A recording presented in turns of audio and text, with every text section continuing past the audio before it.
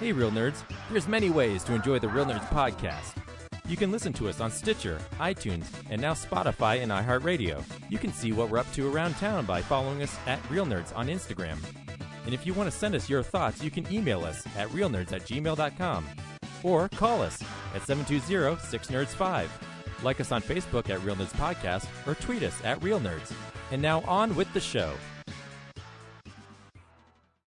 Hi, this is Ed Kramer, CGI artist from Industrial Light and Magic. I worked on the scarabs from The Mummy, the rock monster from Galaxy Quest, and you are listening to the Real Nerds Podcast.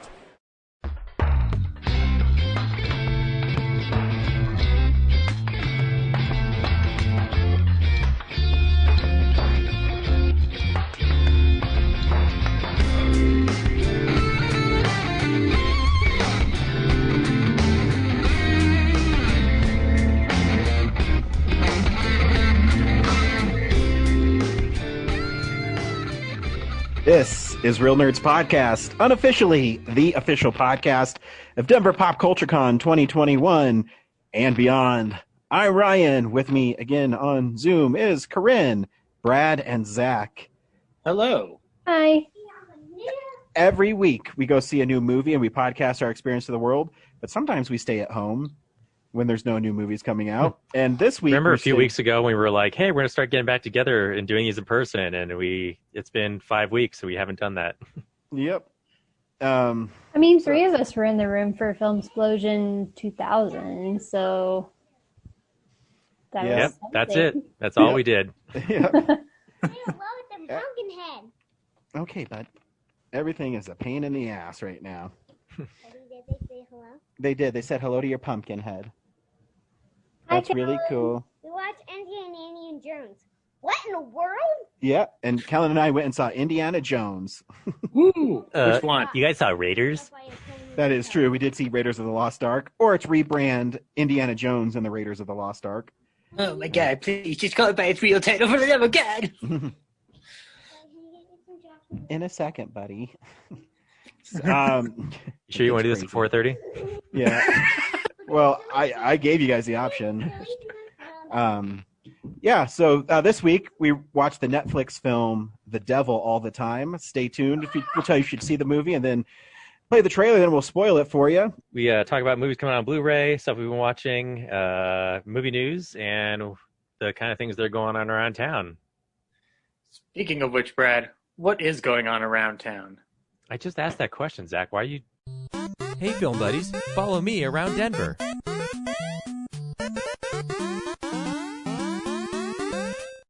The drive-ins are still operating. Not the Denver Mart one. That one folded for the season. But the Holiday Twin has the Rocky Horror Picture Show and Monty Python and the Holy Grail on screen 2. And Tenet and the New Mutants on screen 1. And some special programming of Field of Dreams on September 27th. And that's just for American Legion Baseball Veterans Movie Night. Very nice. Oh, Field of Dreams and Bad News Bears, the original. And then at That'd the be fun in 88, a drive-in. yeah, at the 88 Drive-In, they've got Rudy, Jumanji: Welcome to the Jungle, and the Broken Hearts Gallery. So it's just Sony. It's just the Sony gallery. Just milking that Sony contract. Anyone else think Rudy is really overrated? I've seen it once. I've never seen it. I It's watched meh. it. I watched it last year for Fitness Cinema, and I kind of gave up halfway through because I was just like, I know how this ends. Yeah. Whenever I hear Rudy, I just think of that Mr. Show sketch.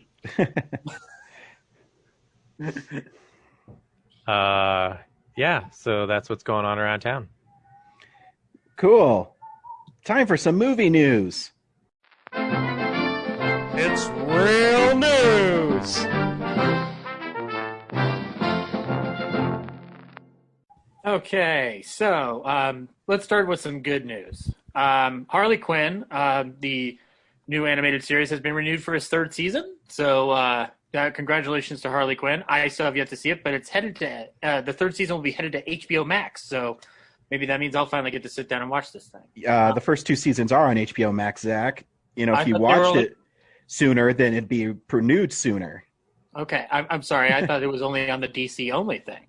But maybe the next piece of news will clarify my confusion, because DC Universe has rebranded as a comic book subscription only thing, and all the original shows will be headed to HBO Max. So anything that is left over from that original DC Universe Online thing will now be going over to HBO Max exclusively, and DC Universe Infinite will be the new title of the comic book service, which will be starting on January 21st, 2021. You'll get access to 24,000 comic books spanning over 80 years of comic history. Yeah, I mean, Brad, do you still have the free version of the service that you were given? I don't know. I haven't signed in for like 3 years. Yeah, so that DC Universe is a real winner, huh, Brad? I have Marvel Unlimited, where it's the Marvel version of the what DC Infinite's going to launch, and it's all right. I really don't like reading comics digitally, but it's kind of nice if instead of spending $4 on The Unbeatable Squirrel Girl, you can just read it. And so since it's unlimited, you don't have to pay for like another issue, different issues, right? No, I think it's like $7 a month. I don't know. I have a Marvel credit card that it just charges it every month. Okay. But no, it's the only thing I have on that card, because if you get the card, then it's like $7 opposed to maybe $10, I think it's supposed to be. But they also have a bunch of old comics, and you can always just bring them up and read them. And sometimes the art looks really cool. But nice. The DC app was fine. Just like I didn't enjoy Titans that much. I didn't finish it, and then like I prefer to read my comics on paper. And like I have most of the DC movies on Blu-ray, so like the only thing I streamed was Supergirl. So okay, well, at any rate, this is now where all your DC stuff will be heading to. So now I'll probably be sitting down and watching Harley Quinn, because you guys have talked it up enough where I'm like, I want to watch it. It sounds like fun. It's the best show on TV. Right on. Moving on to what will become a TV show. It looks like She-Hulk has been cast, and it will be Tatiana Maslany. She has been recently on the show Orphan Black, and she will be joining the cast. This sounds cool. In other news, Disney Plus has also said that WandaVision will be coming out this year. It didn't, as far as I could tell from the teaser, didn't say when, but teaser looks interesting. Yeah, looks like fun. I have no idea what's going on. I don't think you're supposed to. I have this weird feeling that it might be in Scarlet Witch's head, because she is really powerful, and there was a time when she did a moment called House of M where she said no more mutants, and basically wiped the mutants off the planet with her mental capabilities. So I think it's going to explore what happened to her after the Vision died. Maybe they're doing that opposite thing, like, shoot, God, I lost my train of thought. You know how in House of M, she wiped out maybe it's like how the Skrulls weren't what they were thought they were in the movies. Yeah, maybe they're doing like she's gonna initiate the mutants. Oh yeah, that'd be cool. Yeah, like brings the mutants into the MCU. Like I thought the Snap should have like activated the mutant gene, so everyone who rematerialized has the mutant gene. But the WandaVision thing could be the same thing. Yeah, who knows? I'll allow it. I mean, they might still go with that thing, Brad. I mean, we've only had one movie that was post-Snap, so... Yep. I know. Can you believe how long it's been since we've had a Marvel movie? Yeah, it's been a while. Sad. Yeah. Speaking of which, I listening to last week's episode, it didn't sound like this news came directly down the pipeline just yet, but looks like Black Widow's been delayed. And Soul... technically not delayed yet. Right, but it looks like it's going to be. And it looks like they're trying to put Soul on Disney Plus, which kind of leads into the fact that there's speculation that Disney Plus has been doing very well with Mulan from its Disney Plus rentals as opposed to Tenet's box office. So this doesn't bode well. Ryan, I know you were posting some articles on our Facebook page regarding the state of theaters. And I know Corinne just wrote an article, a wonderful article, about what the pandemic is likely going to result in terms of what theatrical distribution and theatrical movies look like going forward. I mean, I don't know. This all looks rather depressing and sad. And well, my whole point is that eventually the onus is going to fall on the people who release the films, because there's so much about, and I've been saying this since the start, there's so much about it that people over-exaggerate, don't understand. There's rules that don't make any sense.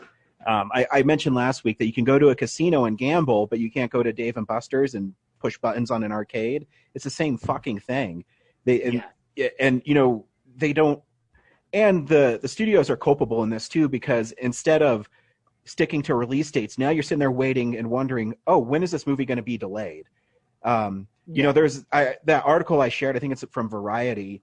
It's pretty great into detailing is, would have been different and would Tenet have done better if they stuck with Mulan's release date 2 weeks later to actually entice people to go back to the theaters.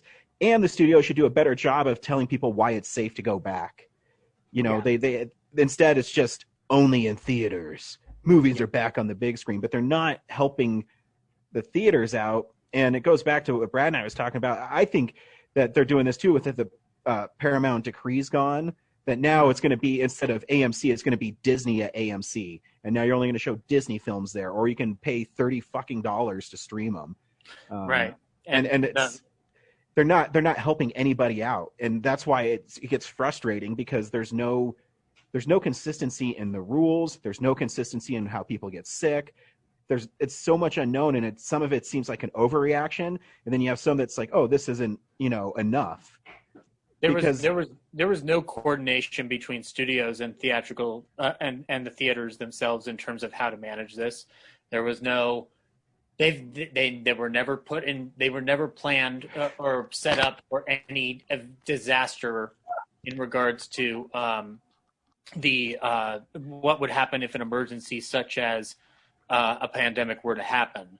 So it sounds like there's too much uncooperative stature from the studios, and I've talked about it with some friends where it seems like because Netflix prior to the Paramount decree being shut down, Netflix bought the Paris Theater in New York, and it seems like Netflix is they're going to attempt the model of like, well, we can use this as the boutique option for people who want to see a movie in the theaters versus having to work with other big movie chains to release their films the way they designate they need to be released, because Netflix basically says you can show the movie at this window here, stop it, and then you can restart it again at this date, because they don't want it to hit with the prime times that people would be sitting down to watch the movie on their service. So there's a lot of mass there's a lot of mass chaos within all of this, and it doesn't look good for movie theater chains who basically keep the whole system from becoming monopolistic and studio controlled again, which when the Paramount decree was shut down, the studios had proclaimed that they weren't going to violate it, but that's talk is cheap. Let's see you prove it, which they're not gonna. They're gonna swipe in as soon as they can.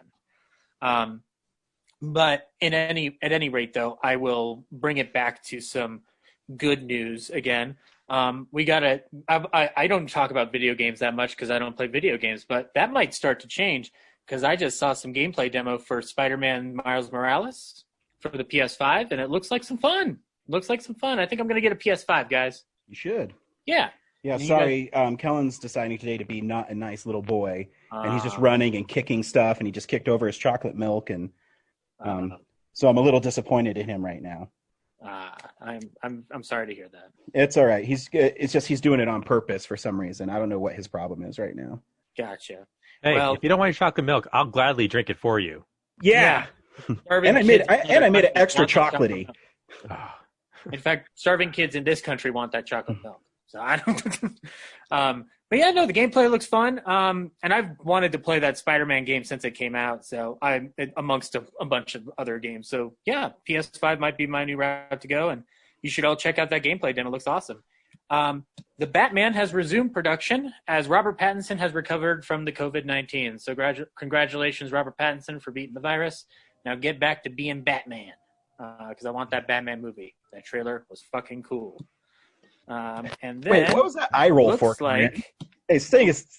Corinne doesn't talk, but she makes these faces that like the Batman doesn't look awesome. What the hell was that for? I think we're oversaturated on Batman stuff right now. I mean, it wasn't that long ago that Justice League came out, and then Ben Affleck's going to be in the Flash movie. I just think it's just too much Batman. I don't hate it. Batman's had stories for 80 years. You can always tell another story. Yeah, but when I saw the trailer for it, I was like, this just looks like Batman Begins or The Dark Knight. It doesn't feel like its own thing to me. It kind of looked like David Fincher made a Batman movie. That's why I'm intrigued by it. Otherwise, I'd probably feel oversaturated as well. But I feel like Matt Reeves, the trailer indicates it'll be something interesting from a mystery aspect. So I'm going to watch it, obviously. We used to get upset about Batman recasting every 20 years, and now we're getting upset about Batman recasting every 5 years. Oh, well, that's a thing that definitely needs to stop, because it's nobody's ever going to be satisfied ever, and they should just get over their whininess. Because if the director casts somebody to be Batman, more than likely they're intuitively making a good decision, because they're professionals in an industry where it's their job to know who would be good in a role.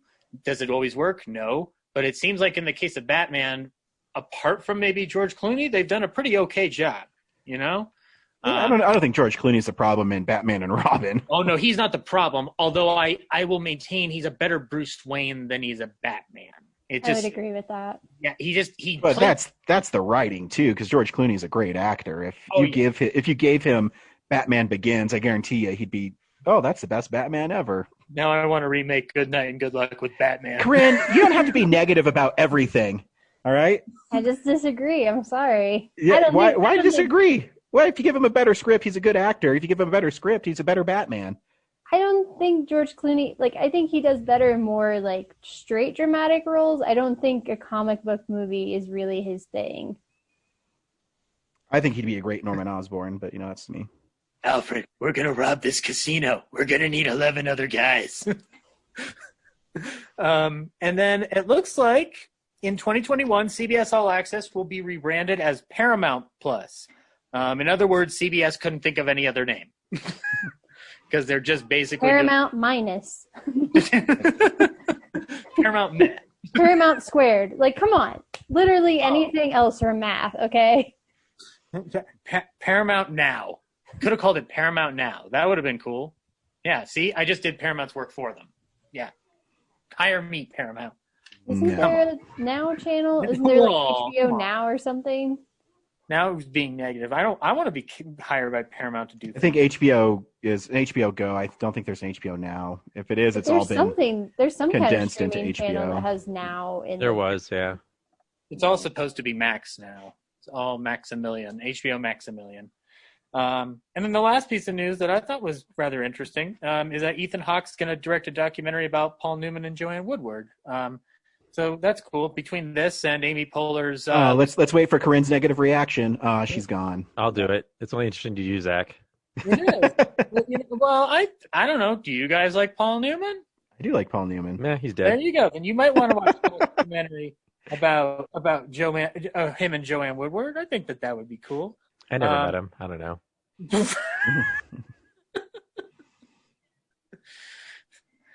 He never appeared in any Batman or Turtles movies, so whatever. Brad only knows him as the salad dressing and popcorn guy. You know what? Brad, I did meet Paul Newman once, and all he said to me was "fuck Brad." I don't know what it meant, but now I think I do. So it's amazing. I don't know how he ever met me. He was awesome in Road to Perdition, though. Oh, he yeah, is awesome in that film. Great in Cool Hand Luke. He's great in The Life and Times of Judge Roy Bean. Oh, he's all over the place. Wonderful. But he makes a good car. He's a. Brad remembers Paul Newman as a car. Nothing else. Car Newman. Is that the salad dressing guy? Yep. Yes. Because he has Newman's own dressing. Brad, when Paul Newman died, did you just say, "Oh, did he run out of gasoline"? No, I constructed that joke better. but you got the gist of it. Yeah. All right. Anyway, that's news. We also watch. We'll do. Actually, I'm going to do releases next. DVD releases and Blu-rays. It's like catalog releases, but it's trying to come out with some good stuff. Yeah. Something that's awesome that's not going to be on the list is that they're doing the friggin' Office Blu-rays finally. God damn. Yep. Ooh. Sorry about the DVDs. For you guys. Yeah. My question is, are they actually remastering the first 4 seasons, or is it just be DVD ports on Blu-rays? No, I think they are. Start talking, Zach, and I'll bring up the specs for The Office. All right. Well, while we wait about The Office, if you're a fan of Full Metal Jacket, you can finally get that on 4K, coming out in a standard release and also in a steelbook from Best Buy. Looks pretty cool. It's certainly unique for that film. So yeah, if you want that, you can go get that. Whiplash is coming to 4K as well. Just a standard cover with Miles Teller playing them drums there. And then it looks like Scream Factory is re-releasing their Vincent Price collection. So this is a reissue, Ryan? Yeah, they don't have some of the bonus features because those were part of like the timed stuff. Yeah. But they're able to put the films and most of the bonus features back on.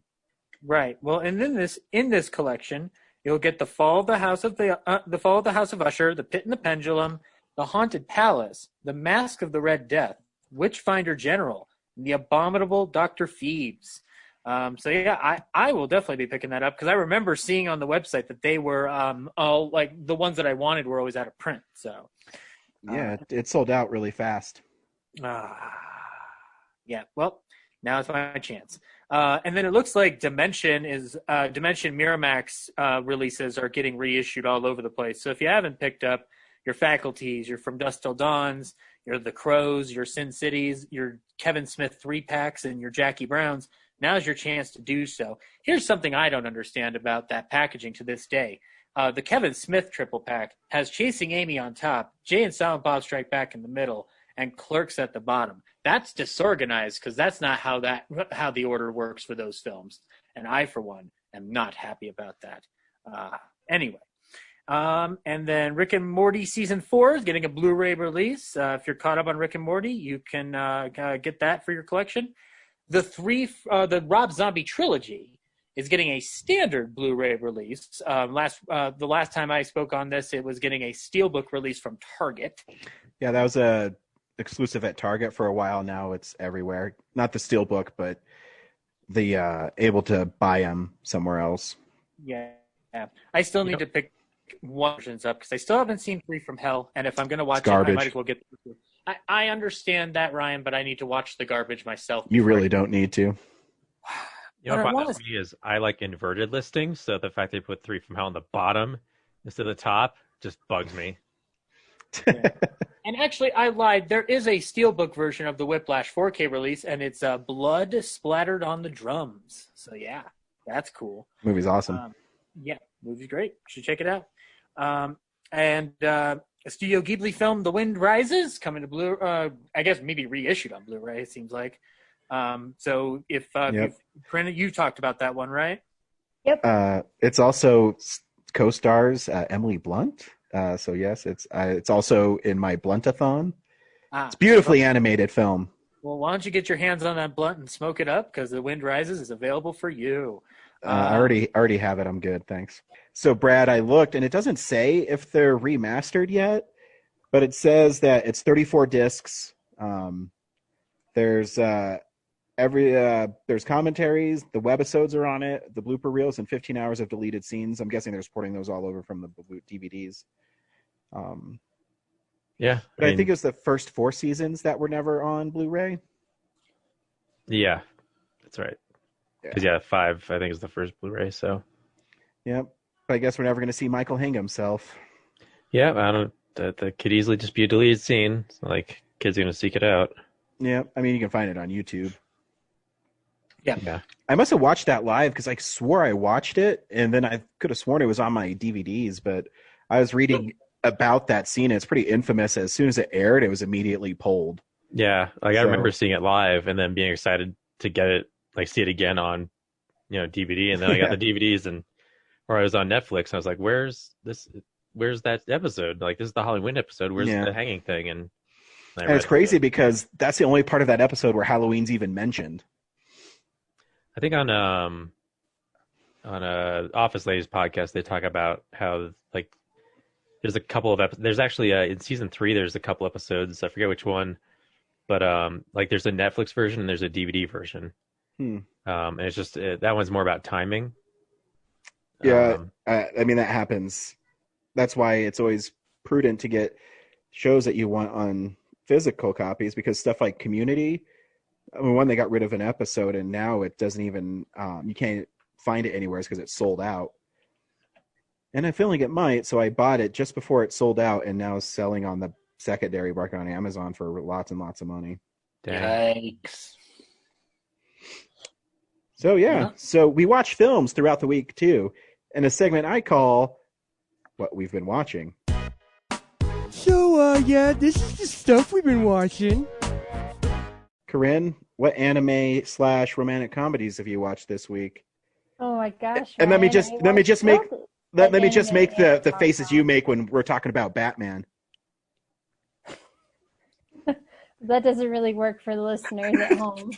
I know it doesn't, but I just want them to feel my eye rolls. I liked the look. I liked the eye look to the left, Ryan. That's your best look for fashion there. Yeah. Do that one again. I didn't see it. Guys, did it get really dark in here? Because it looks like there's just so much shade. Oh! Well, Ryan is right. I did watch an anime and a rom-com this week. Oh, there you go. Tell us about it. Well, first I'll talk about the rom-com. I went and saw Broken Hearts Gallery, and it was pretty good. I guess it wasn't quite as funny as I wanted it to be, but it had a lot more heart to it than I was expecting. Still not like amazing, but I think it's worth checking out. Maybe not in the theater though, but it's a cute movie, pretty interesting cast, and some quirky characters in there. Like sometimes a little too quirky, if you know what I mean, like that kind of weird millennial hipster humor. But typical independent film, right, Ryan? Yep, where you're trying to be more clever than it actually is. I think it kind of falls into that syndrome. If you're looking for a really good romantic comedy, I think I forgot to mention, I watched it a couple months ago. It's on Netflix. It's called Always Be My Maybe. You should watch that romantic comedy because it is great. Yeah, Corinne talked about it. Yep. Ryan, I'm the one who recommended it to you. How dare you? No, I wasn't telling. I was talking to the listeners, Corinne. Okay, I was talking to the listeners because I watched it a few months ago and I never brought it up on the podcast, but it's a good one. You did. Maybe you didn't talk about it in depth, but I do think you mentioned it. Yep. But yes, that is a good rom-com. Anyway, so yeah, Broken Hearts Gallery is cute enough to see, I think. It's something different than Tenet and Personal History of David Copperfield. I want to see that on the back of the DVD. Cute enough to see. Hey, they might do it. Who knows? This is a year of weirdness. It looked adorable enough that I might want to check it out. So then the anime I've been watching is on Netflix. It's called A Lull in the Sea. And I actually haven't liked it too much. I don't know. I think the animation is cool enough that I've stuck with it through the first 13 episodes, but I don't know if I want to keep going because I'm like halfway through, and I guess there's like a time skip, and I already know how it ends because I kind of skipped ahead and read the episode descriptions, and I'm like, You're the worst at spoiling things for yourself. I don't care. This is not a thing that can really be spoiled. It's anime. So the premise of A Lull in the Sea is that there are these 4 preteens, they're like in middle school, and they live in this village underwater. They're not mer people. They're just they're humans, but they have like a special ability that they're able to live in the sea or in the ocean, and then they Atlanteans, definitely Atlanteans. I mean, basically, yeah. No, merman, Brad. I don't think Aquaman's a merman. Any Zoolander fans out there? Yeah, Whoa. they have legs. They don't have fins or tails or anything like that. So yeah, they are more like Atlanteans. Brad's right. But then they go on to land for school, and they start forming friendships and making connections with the people on the surface. And that was kind of like the whole premise for the first 6 episodes or so. And I'm like, is this really all the show is going to be? Is just person A likes person B likes person C likes person D sort of thing. And it just, it was a little much. But then it actually kind of picked up, and they introduced this kind of like apocalypse sort of thing of, what the hell? Oh, you're already done. Why are we going to watch Little Mermaid? No, keep talking. I'm saving myself some edit time. Just do it. What the hell? Don't watch it. Keep talking. This is just background music. Wait, are you going to cut this out, Brad? No, it's going to be under what you're talking about. You know what? Forget it. You're ruining it. It's ruined. Forget it. Sorry.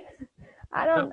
I'll just go and do it in post. You know me. I can't. I'm a Disney person. If I hear a Disney song, I gotta sing along to it. And you're also not an actor. If that was me, Brad, I would just kept on hammering through the scene. I know, buddy. I know. Amateurs. Continue, Corinne. I'm sorry. So, like I said, the animation is really nice. Seeing all the scenes underwater is really cool. The opening, so if you don't watch anime, there's always like a 1.5-minute opening at the beginning of the show where they have like this cute pop song, and then they have like these cool scenes that are, maybe they're from episodes, maybe they're not, but the song in the opening is like catchy enough, and it always tricks me into like wanting to watch another episode just to see the opening. And like I said, nothing really happens, so I don't think I'm going to finish watching it. I think there have been a couple of other shows that Netflix has recommended now, so I'm going to check those out instead. But one more thing I'll talk about is I watched... Talk about a lull in the podcast. Shut up, Ryan. I'm going to make sure to distract all of you whenever you're talking about all your bullshit. Cool. I don't know what people expected. Like, she didn't like it. We don't know what it is. Like, it's not my fault y'all don't watch anime. I watch anime. I sorted anime today. We just watch good stuff. Anyways, continue. Okay, so the other thing I wanted to talk about was that I watched Mulan. And not the one you're thinking of. The anime? Nope. I watched Mulan. What is it? The Rise of a Warrior or something.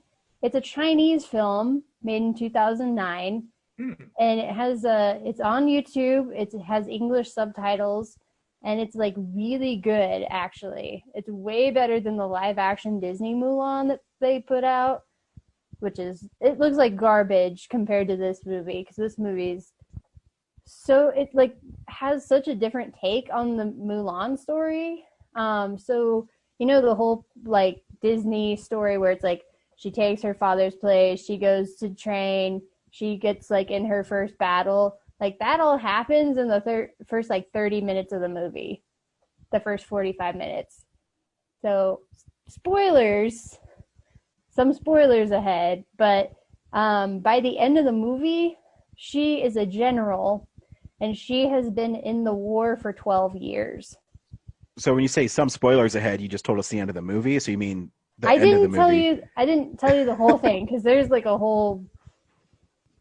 There's a bunch of other stuff that happens. I don't want to ruin, because I actually ruined it for myself, because I was kind of skipping around like, is this something I want to watch? And then I saw this thing that happened, and then I go back and I'm like, oh, that's what they tricked us. Oh, okay.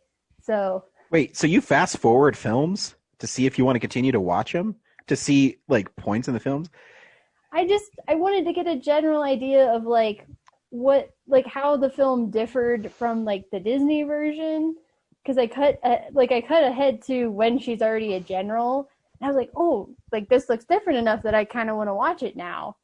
So then when I went back, So and you're watched saying it from you're the having a beginning- reflection when you're watching it to go back to where you're at.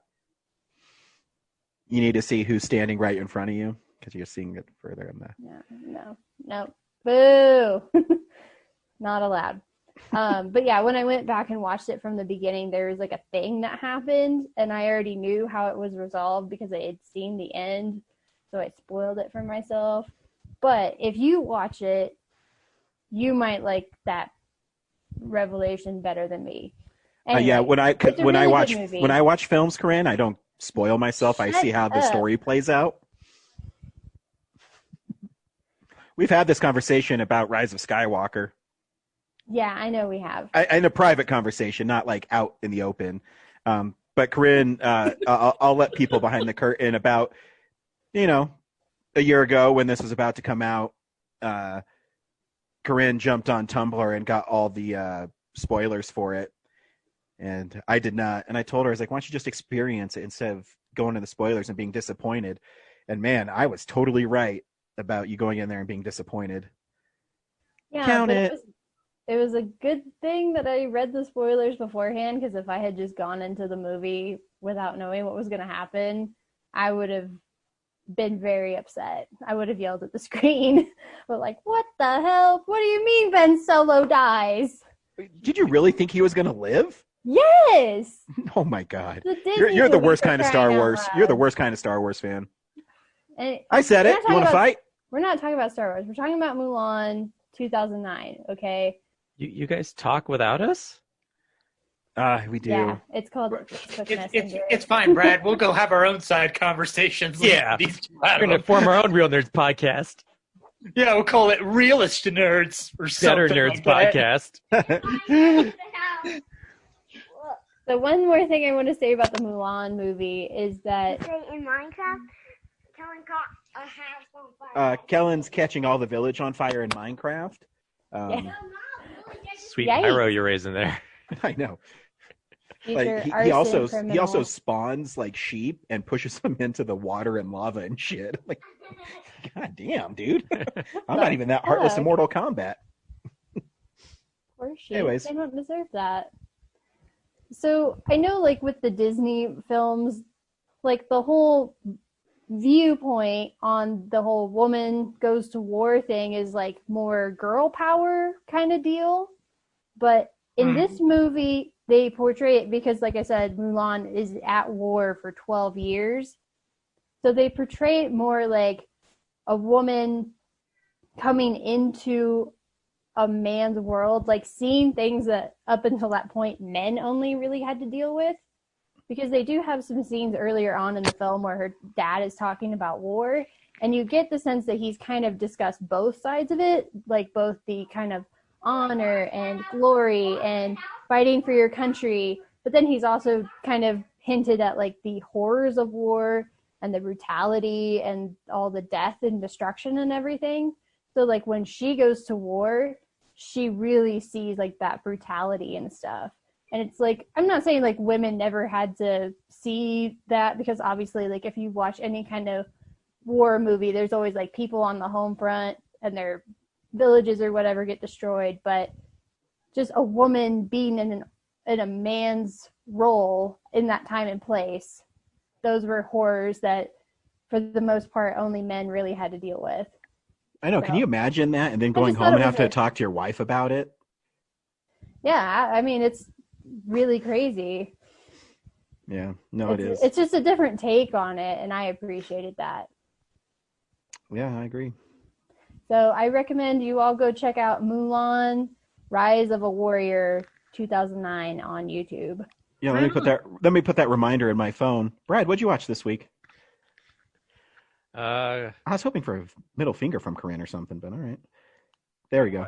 watched I watched three things. The first one is The Boys season 2 is on Amazon Prime, and they're doing weekly drops of episodes, so I wasn't able to binge it. But their seasons are only like 10 or 8 or 10. and I'm on episode 5, and it's kind of a slow for 5 episodes. Like, they're entertaining, but the plot isn't progressing as quickly as the first season, and I'm kind of wondering where it's going. But there's still some pretty entertaining moments. But it does this frustrating thing that I feel like a lot of modern season 2s do after cliffhanger season 1, where is they will completely disregard your need to resolve what happened in the cliffhanger and just go on about its business, and then wait like 2 or 3 episodes to address how they got from point A to point B between seasons. And also it whatever they do for the new season like reduces the consequences of the cliffhanger, so it's like less impactful. So looking back at season 1 and how that ended, and then almost seemingly having like the story kind of restarts and there's like no consequences to what happened, it's a bit baffling. And a lot of modern serialized programs do that. So still fun though, or yeah, it's fun. They're really leaning into more like the in The Boys, they show the superheroes because they have unchecked superhero powers. They're actually the villains because they're narcissists. They kill people, like they kill innocent people with like no remorse in order to get their job done. They're in it for the money and making movies. And the heroes are all the people who've been affected by the tragedies that these superheroes have inflicted on them. And so much of the season is really focused on like Homelander and him sparring with this new member of the Seven, who is even worse than him. And then the boys themselves are kind of lost, and Billy Butcher has disappeared, obviously, from the end of the previous season. And like for 5 episodes, it's really just him and Huey kind of going back and forth. Huey being disillusioned and Billy Butcher kind of not caring about his team as much. Yeah. Okay. But I highly recommend it. Go Do you ahead. think you would like the show better if you got to watch all the episodes at once? Like if you could binge watch it? Yeah, because like I watched the first season all at once, and so I could watch 8 episodes really fast. Mm-hmm. Why didn't you just wait until all the episodes were out and then binge watch it? I kept hearing things on like social media about what's going on. I was like, this is gonna get spoiled for me. So yeah, That's why you just throw your phone in a well. yeah, I need that phone. Then Samara brings it back up, and it's really weird. And the second thing, I'm so glad Thanks, Ryan. Zach. Sorry, I like that. That was good, Ryan. I don't still know remember who The that Ring? is. Yeah. Hey, by the way, if anybody's watching this video feed, you have 7 days left. That's only when Zach's face is on. That's all of us then. Yeah, exactly. Well, that's why I turned my video off. I don't want to curse people for 7 days. Yeah. I'm going to throw a toaster in a bathtub. Anyway, for my second thing, I'm so glad that Ryan made it back, and Corinne is here because I watched The Blacklist season 7. Oh my God! Let me finish making Kellen's fucking dinner. I just saw on Netflix that they had new episodes up. So Me too, I they wondered when I saw that, I was like, I wonder, did Brad watch it already? They didn't put the new episodes banner on the thing, so I'm like flipping through. I'm just like, it feels like there should be a new thing of like Blacklist episodes already. And I clicked on it, and sure enough, like there it was, and they didn't tell me. Stop talking about the blacklist. Fuck you. Hey, at least it's not me this Thank you, time. Kellen. I know you don't mean that. So you watched all of season 7? Yes. All right. Which was what do easy you think? because it's truncated thanks to COVID. Yep. It's like 19 episodes, something like that. Yeah, 17, I think, actually. Ryan would say that was the most positive thing to come out of COVID-19. Yeah, he probably would. Season 7, like I really think they like season 8 has to be the last season. Like, there's nowhere else for the story to go. It's season 7. While I enjoyed it, it still very much feels like they're drawing it out. There's building up Katerina Rostova to make you empathize with her before all the really bad shit's gonna happen. It's just like, I could have gotten that from 1 or 2 episodes. I don't need a whole season of that. But I still hate Katerina Rostova. I can't empathize with her at all. She's a terrible person, terrible mom, terrible grandma. Fuck her. Fuck Katerina Rostova. Yeah, I mean, okay, your dad tried to kill you and your best friend helped, but I mean, if you love your granddaughter or your daughter so much, like, are you going to hold that grudge against them? Like, if you had a better idea, you should have spoke up. But yeah. So yeah, the last season is just getting to meet, this mystery woman who we've heard for 6 seasons, and who they flip-flopped on whether she was dead or not. Yeah, like, they got me for a minute there. Like, I was like, oh, really? Okay.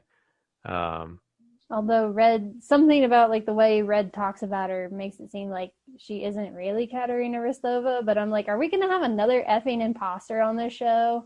Well, now we're back to Red again. Like, he's not even.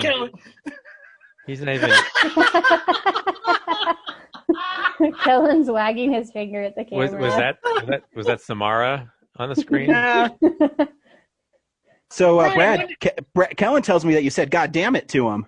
No, I told him "fuck you." Oh, you said "fuck you." Okay, okay, that's better. And then he told me that he'll pay you $170 to quit talking about the blacklist. How does he have $170? Yeah, where did Kelly I don't know. $170? It's the most random thing I've ever heard. I don't think he has it. I know. I'm gonna have to fucking work overtime. Ryan, bring back Kellen so that Brad can say, "Put up or shut up." Yeah. Let's see this $170, Kellen. Yeah, I need to put it on the screen there, and I'll consider it. It's Monopoly money. Brad accepts it. No, I don't. Yeah, so we only talked about like an eighth of the blacklist, so you might want to check out again. Just kidding. So I guess we're. So yeah, Brad, I'm sorry, I stepped away because I'm like in between making dinner for Kellen. What made you want to watch the blacklist? Well, I've invested 6 seasons of it already. And I was telling Corinne, like, after this season, I can't imagine what else they could do beyond season 8. Like, season 8 has to be the end. This story is, like, I don't care about any more, like, character reveals or surprises. Like, I just want it to end. I just want them to, like, end all the mysteries, just hash it out. You know, this the fact that it's a dumb family feud, like, that's ensnared the entire world, like, that's lame. Like, there needs to be some higher stakes, and like. Yeah, because family feuds have never ensnared the world. Meh. I mean, you know, monarchy was like a thing. Yeah, well, that ensnare a nation. It wouldn't ensnare the world. I'm just saying it's 2020. The blacklist. Have you heard about World War One? Well, you're talking about Ferdinand being murdered, and then that started World War One. Yeah. Yeah, that's not a family squabble. He was murdered by someone who wasn't related to him. Yeah, but all those European families were all okay. Just making sure. Make sure we're on the same page. Anyway, what did you think of like the last few episodes? Oh no! Okay, we're done with the fucking blacklist. Oh no! No, it's over. This is too important. It's about COVID, man. No, this blacklist has been blacklisted. That's all I got. And my writing's better than the blacklist. Granted, I have never seen a single episode, but I have read of all Corinne's articles, and I remember Brad talking about it. So I think I'm a pretty good. No, you're right. Corinne, there's this one episode, I forget. Like, I think Diego is talking to Liz, and he has like this shitty line to like console her. Like, it was so cheesy. Maybe it was a Rom. No, it was a Rom and that Elodie chick, that with the catatonic husband. Mm-hmm. God, I hated that subplot. And we drove right away. So stupid. Yeah, so the COVID episode, the new season finale, which definitely accelerated the whole category. Like, first of all, like I understand they wanted to get it done, like they had to end the season somehow, but doing like the 3D computer generated people, it's almost like storyboard animatics. Like, they do, like, they play the episode and all of a sudden it just kind of stops, and then there's testimonials from the cast and crew saying like, this is all we got for now, and this is how we're gonna fix it, and it's actually pretty good. Like this is just like behind the scenes DVDs animatics for like movies that weren't done. Like, well, they just didn't have the technology to finish up the episode right after COVID had hit, Brad. I think I read an article about it when it came out, and I think they said that they were trying to do more of like a graphic novel or comic book style animation. Yeah, it's like they have like meanwhile. But the weird thing box, is like they move. Yeah, they're CGI. Yeah. They look like the previs like on Ford v Ferrari. When they pre-visualize the racetracks, so they have like a Christian Bale and a Matt Damon model that are like off, almost like a toy sculpt that's like sort of off, so you'd have to pay for the rights for the character's face. It's like that for everybody. And they have limited movement. Like the background models don't even have faces. Like it's a valiant effort, but I'm just like, I would almost wish they just stopped the season and just paused and just came back later with a completed episode. And I hope at some point they just actually finish the episode for Blu-ray or Netflix or whatever, so you can rewatch it as the fully realized version, because it is kind of jarring. They even like have to put on screen text overlays to explain what the look of the character is intending on screen, because I guess like I could feel it, I could understand like what they're like the subtle emotional cues they're making, but they actually have to write it on screen. It's just like, okay. It's for people like me, Brad, who won't understand nuance. I just won't get it. So I have to watch it. I have to have things spoon fed to me because I'm a general audience. But the weirdest thing about the episode is, so Red has that heart. Oh God. And the fact that they gave like Red a possibly terminal illness is like such a cliche for shows like with like a character like him. But anyway, so he's affected by whatever this disease is. He collapses, and then Liz calls up her mom, who like puts them in the same car together. Like these are two characters that are ready to kill each other, and they're finally in the car together. And then suddenly Katarina's like, "No, I don't want to kill him," and Red like thinks he just had like a fever dream anyway. Yeah, he's dying anyway. And he's listening to them, but then when he comes out of it, he's like, "Oh, I just had a fever dream, and none of it was real." I'm just like, really, like you're smarter than that. And then Liz, the whole season, like this is a character who started out as like the best profiler in the entire FBI. Like that's how this whole series started. Like she was the best at reading people. And we're in season 7 now, and this woman stranger moves in across the hall from her, and she's talking to Red about Katerina Rostova and not putting any of this together. That like she's oh my gosh, how is Red going to get out of this one? She's had 7 seasons of strangers moving across the hall from her, and like being like secret agents and like almost killing her, and still she's like, "Yeah, you can be my nanny." Like, oh, I know. They just shit on that character so much. Could not believe that. That was such a stupid storyline. And then when they try to like circle around it there, when she finally reveals herself, and Liz says something like, "I guess I always, like, a part of me always knew that it was you." And I'm like, what the fuck is this bullshit? Yeah. So, Ryan, you're in luck. We're running out of time again, so I will stop my chat of the blacklist.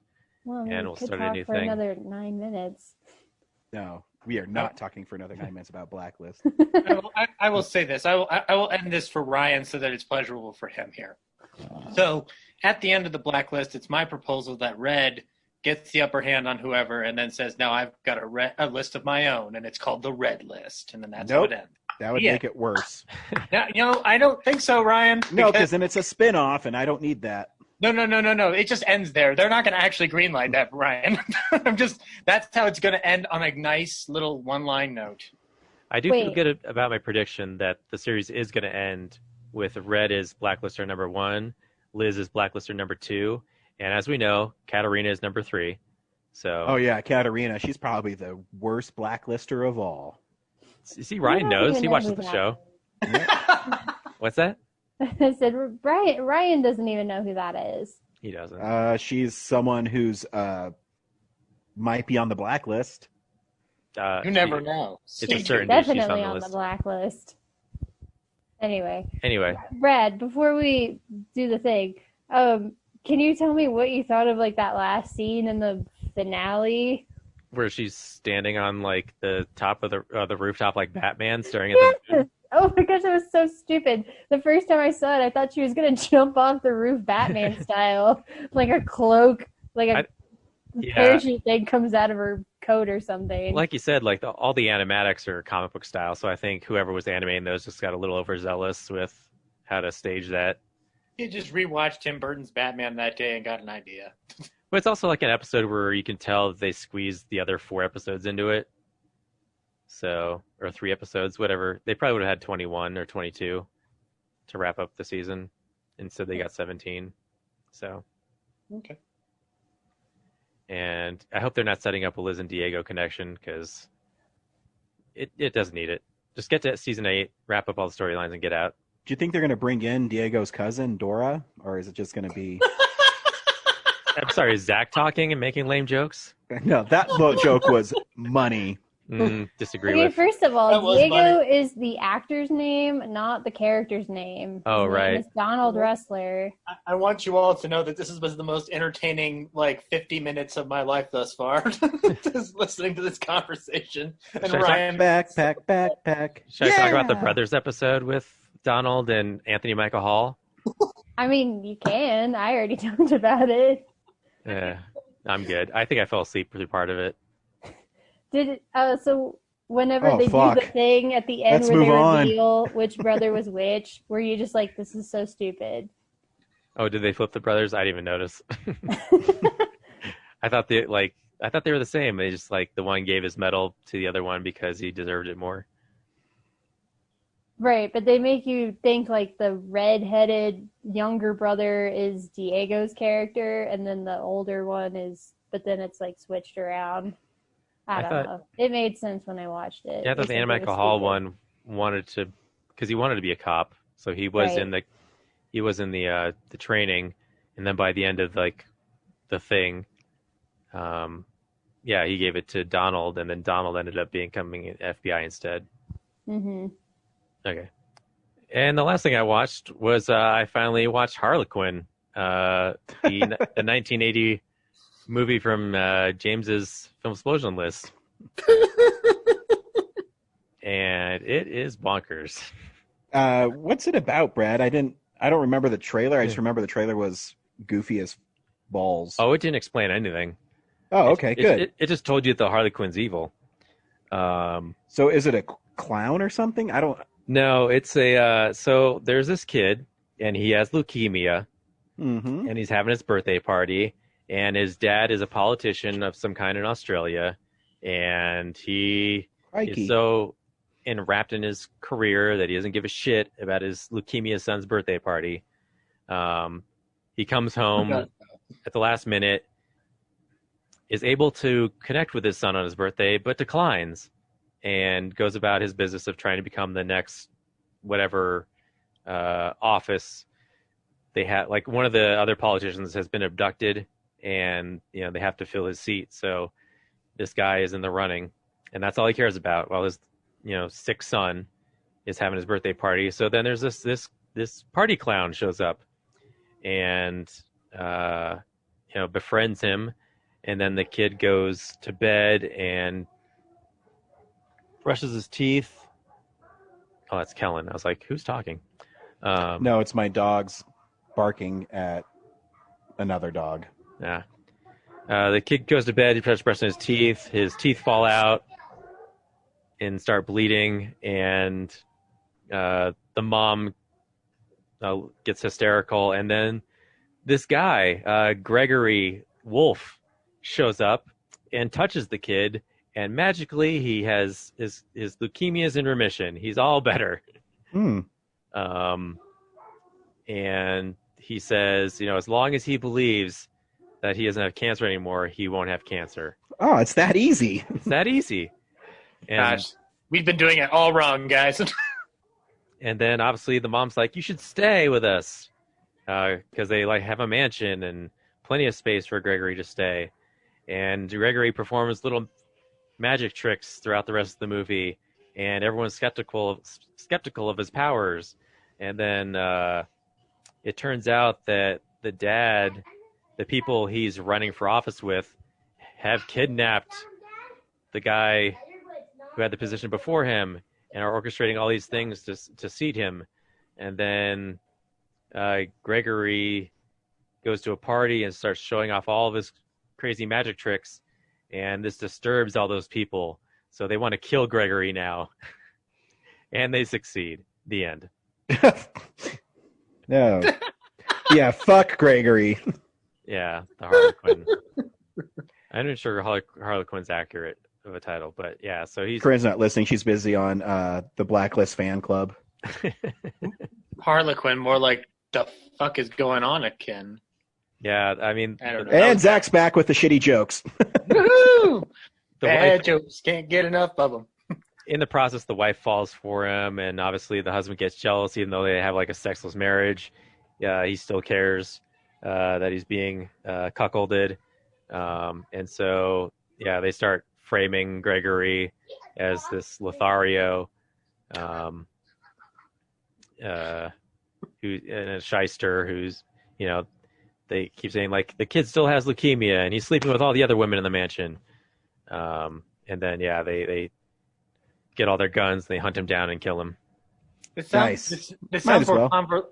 This sounds more convoluted than Tinker Tailor Soldier Spy. Like, Not as convoluted as Tenet, but yeah. Or the Blacklist. The Blacklist is the most convoluted thing ever. And I forgot the best part. It's at the very end. The mom and the kid are like at a lake, and the very last shot of the movie is as the movie goes on, the kid develops like telekinesis, and yeah. So the mom's like laying in the grass, and the kid's like playing by the water, and then the camera zooms in. The kid like turns to the camera and like hisses, and he like has all the makeup of the like Harlequin on him. Oh, right. So it's kind of like The Omen.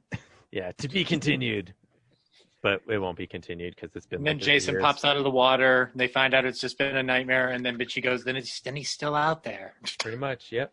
Right on. The Harlequin will live on through this formerly sick boy. Zach? Yep. Wait, Brad, is that it? Oh, good. I'm recording. Whew. I thought I was recording. Yeah, he said that's the last thing he's watched. Okay, So, cool. Zach? Right on. Well, I wasn't on last week, so I've got a small bit of backup, but not too much. Just a couple? I've got 8. I've got 8 for you, and 2 of them are in color. The rest are black and white. So buckle It's up. gonna be the whole 40 minutes. I have to do another restart. Oh yeah. That reminds me. I'm going to start my timer right now. So I went to theaters and saw The Personal History of David Copperfield. And in the tradition of Brad, I had a terrible experience where a fellow patron was getting up and moving seats constantly throughout the entire movie, which is not cool. Don't do that, guys. But the movie I thought was pretty fun. It's not as good as Iannucci's previous film, The Death of Stalin, but it's got a lot of heart to it, so I enjoyed it. And I enjoy most Dickens adaptations as long as they're done like with some form of style to them that's unique. And this one certainly has the director's stamp on it. Got a nice quirky vibe about it. I think Dev Patel's really good as David Copperfield. And I kind of appreciated just how kind of it manages to address Dickens, the themes of Dickens for the modern audience in a way that you realize a lot of what Dickens was writing about is sadly kind of still going on. So there's elements of it that I find interesting, how he's able to weave social commentary into it. And the cast is great. So, but yeah, like I say, it's not as good as the last film of his that I saw, but I enjoyed it enough that I'd rewatch it. I got the 4K of Psycho from 1960, directed by a guy that I podcasted for 25 episodes about. And Ryan actually reminded me that it was coming out and texted me, and I was like, oh yeah, I got to go pick that up. So I picked it up during work. The 4K looks amazing. It's pretty stunning. I want to do a follow-up Shamley on the quality of the 4K for this and the other Hitch films that came out. The only thing that bothered me, because it kind of still bothers me from the Blu-ray release, is the stereo or the 5.1 mix still feels weird because it's not it's inserting new Foley effects to remaster stuff from the original release, so it sounds a little off. But it doesn't it doesn't ruin the experience. It's just something I notice and kind of cringe at. You have the option for the mono track, but it's still kind of a compressed version of the 5. Good news, Zach. You can email Universal with your proof of purchase, and they'll send you the corrected disc. Oh, woohoo! I'm going to do that. I did not. I heard that they were going to try to do that, but I didn't hear any confirmation. So that's good. But I watched the uncut version, and you can notice where it's different. I've seen the clips themselves online before, and it's interesting how they work within the scope of the movie, because when Norman's cleaning up after the shower scene, that additional footage of him wiping the blood off of his hands from the shower into the sink, it does kind of take you back for a quick second, but it's still the movie Psycho. None of the additional footage actually changes anything. So I would definitely seek it out. It's actually a really cool Blu-ray, the way they kind of packaged it. One thing, I didn't realize that Universal was doing this. Maybe they've done it on other ones. But after the movie was over, it went right into the behind-the-scenes documentary of Psycho from the extras, which I thought was kind of cool because it reminded me of watching those on a VHS where either before or after the movie you get the behind-the-scenes feature of it all. And then I got a Twilight Time version of the movie Beat the Devil from 1953, so I thought I would pop that in. And the movie's still kind of a goofy John Huston film it was the last time he worked with Bogart, and it's a very quirky movie for its era. It's basically all involves people trying to grab land in Africa and the mishaps that happen within that. And Bogart's really good in it. Much like any Huston film, the folly of ambition is revealed with a nice ironic sense of humor by the end. And the transfer looks fantastic. I've never seen this movie look this good because it's mostly been a kind of a public domain kind of thing where you could pick it up anywhere cheapo wise, but the transfer looks incredible. So it's a shame once again that Twilight Time is now folded because I would like to see more see them do more with some of these films like this. I picked up my Bond collection, which I had not picked up since I bought last year. And I was like, slowly but surely, I'm going to go through all the Bond movies and finally get through the Roger Moore movies that I haven't seen. And the first one, obviously, I started with Dr. No, which I had seen before. And movie still works. It's still a fun spy movie from the 60s, first setting up that character, James Bond.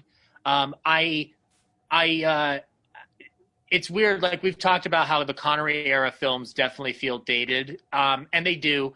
But I still had a lot of fun rewatching it. It's still like a seminal spy film that all the tropes are there and they're done very well. I didn't realize, but in watching some of the behind the scenes features, I guess when Bond kills the professor in that woman spy's house, it was considered controversial because he was killing him when he was unarmed, but he has a gun. It's just not loaded because he already shot off his shots. So I wasn't sure how that was necessarily controversial. And also, Bond has a license to kill, so I'm assuming that he can just do that. But yeah, I enjoyed rewatching it. It looked great on Blu-ray. It looked fantastic. So I'm going to go through the rest of them, finally get through the Roger Moore era, and see what I think of those. And then I decided to pick up the sequels to the Thin Man series and watch them again. I've had the collection for a while. I rewatched the Thin Man a lot, but I don't go back to the sequels that often. So I rewatched After the Thin Man. As none of you will recall, Nikki and Nora finished solving the case of the Thin Man, and they're on a train home.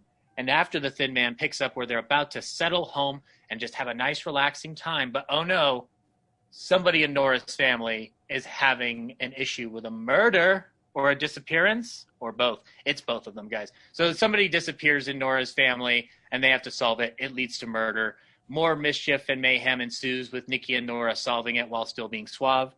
And then I watched another Thin Man, which is a step up from After the Thin Man, because After the Thin Man has an issue with being a little bit too whimsical.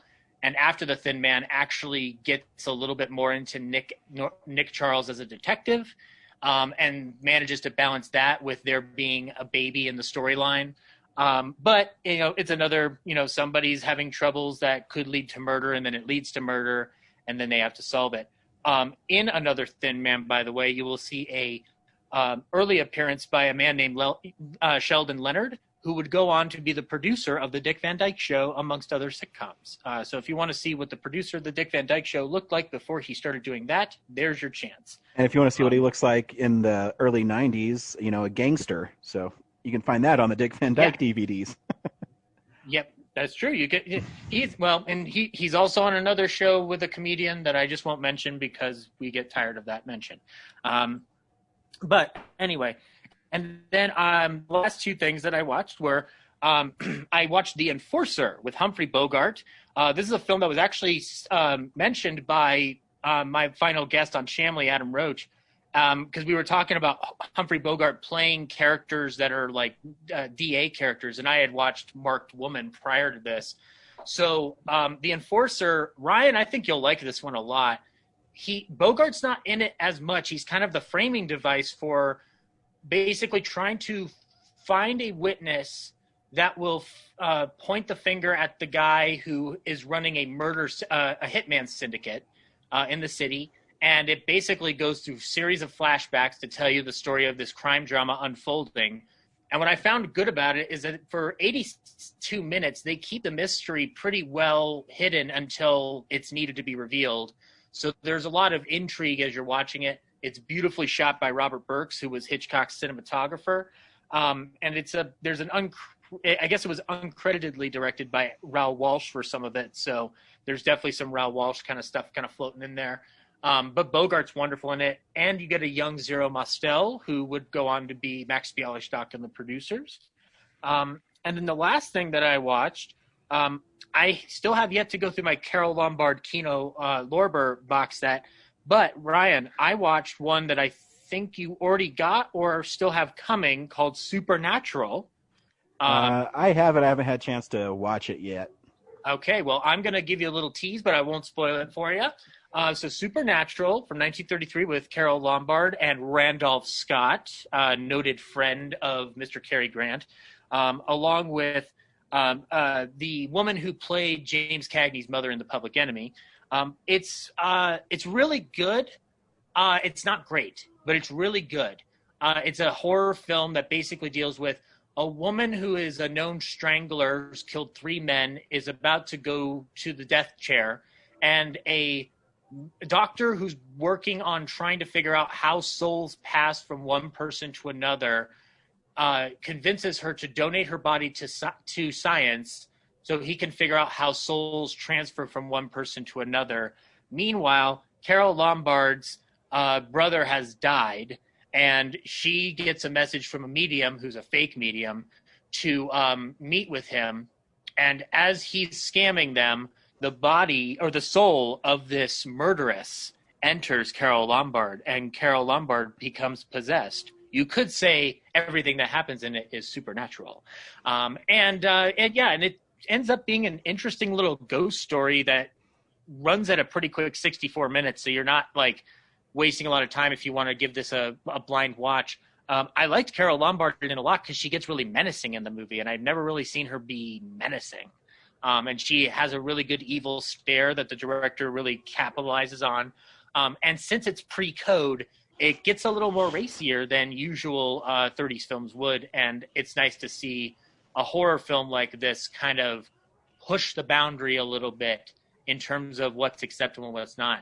And one of my favorite bits of it, it seems cheesy today, but I found it really wonderful, is one of the indicators that the possessed woman is present is that she crushes metal cups in her hands like some kind of superhero, and it's awesome. It's really cool, Ryan. I think you'll like this film. It's shot creepily too. There's some moments. There's like some actual moments of sheer kind of like creepiness involved, like nothing super scary, but just genuine creep factor amidst the melodrama that's kind of going on with stuff. So, and that's all I watched this week. Yeah, and I took 11 minutes. Nice. I don't know when I'll get to it. It's in my Blueberried shelf. It's random, so I don't know what's at. If there are any special features on that, I'm definitely going to pick it up on the Lorber Blu-ray because I want to learn a little bit more about the film if it's possible. I think there's a commentary. Ooh, cool. It's really neat. I think you'll like it. Yeah, I didn't watch too much this week. I've been playing Super Mario 3D All-Stars.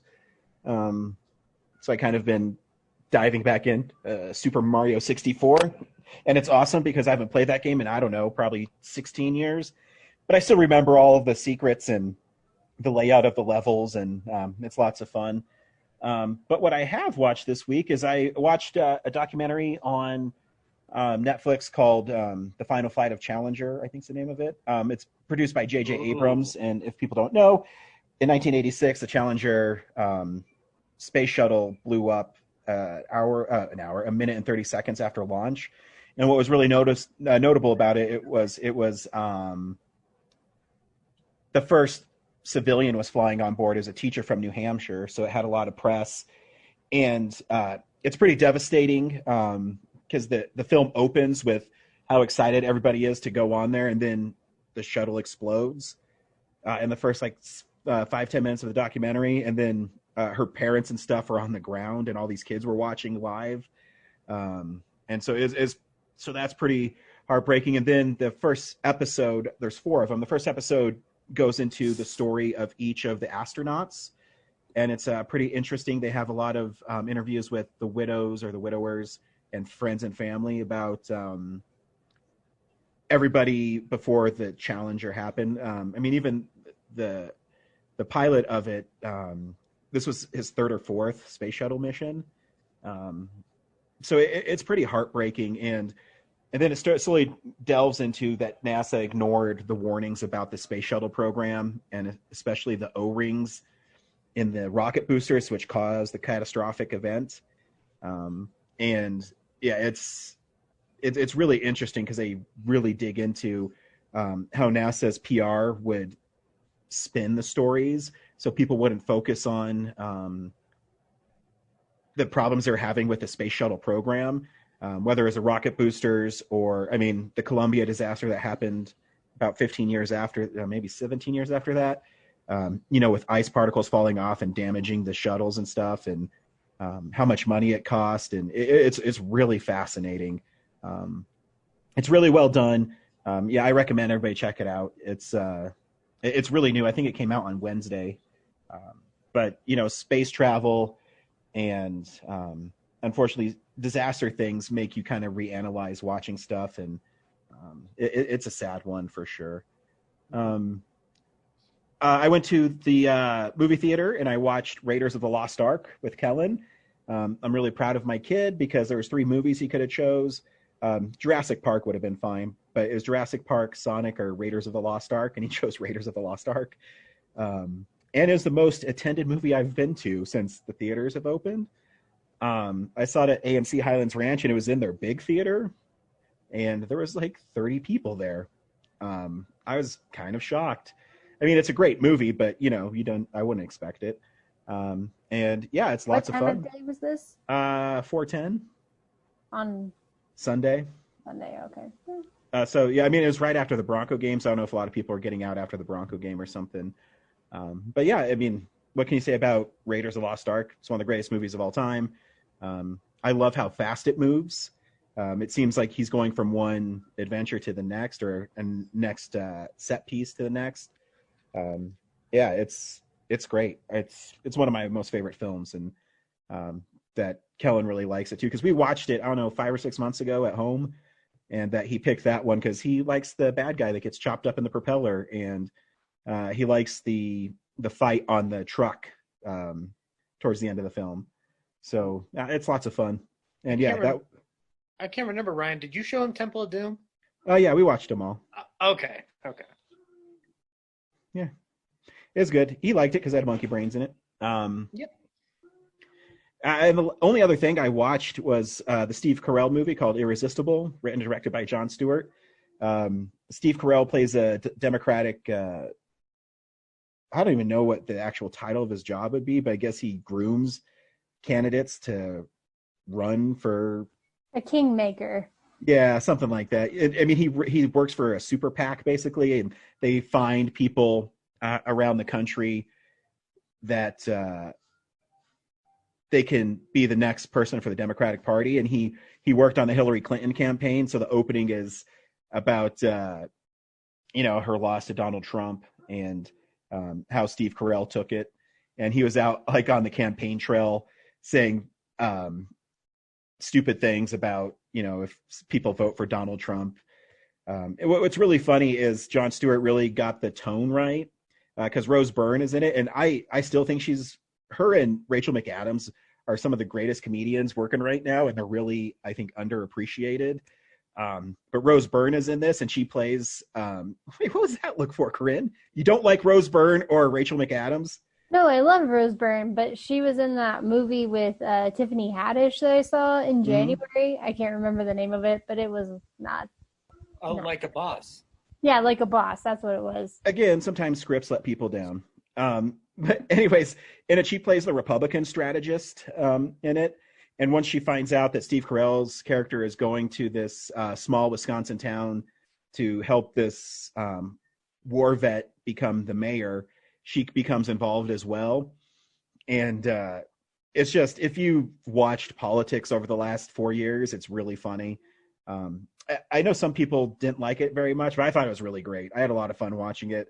And there's like this one part where she's on MSNBC spreading like a fake rumor, or no, she gave Steve Carell a fake rumor about something that's happening with his candidate. So he went with it. And then she went on MSNBC saying, I can't believe he's so reckless with this information he got. And so he runs across the street and it's like, fuck you. And they're like arguing on camera. Like, it's great. And she told him, she showed up in his hotel room and she said that if her candidate wins, he's going to suck her dick for 20 minutes. It's just like really raunchy, and it's really funny. And if you can get into, that's the joke, is she doesn't have one, obviously. It's just, if you know anything about, if you paid any attention to the politics, it's pretty spot on about how ridiculous it is, and the lengths they go to, and the money that they pump into these candidates for the small time mayor thing it's really funny. I recommend it. This week on Real Nerds Podcast, we streamed The Devil All the Time. Zach, should people watch The Devil all the time? Yeah. I mean, like any Netflix title, it's Netflix, so you're not really losing any money or anything going to watch it. I'm still processing the film a little bit, but it's definitely worth a watch if you're in the mood for getting beaten over the head by depression for about 2 hours and 15 minutes. But the cast is amazing in the film. So I would give it a shot. Yeah, it's dark, so heads up, guys. Corinne? I kind of agree with some of the stuff that Zach said. It is very dark. I knew that going into it, so I was, I guess I was in the proper mindset for it. The film does have narration, which I think helps a little bit, because then it makes it feel more like a story.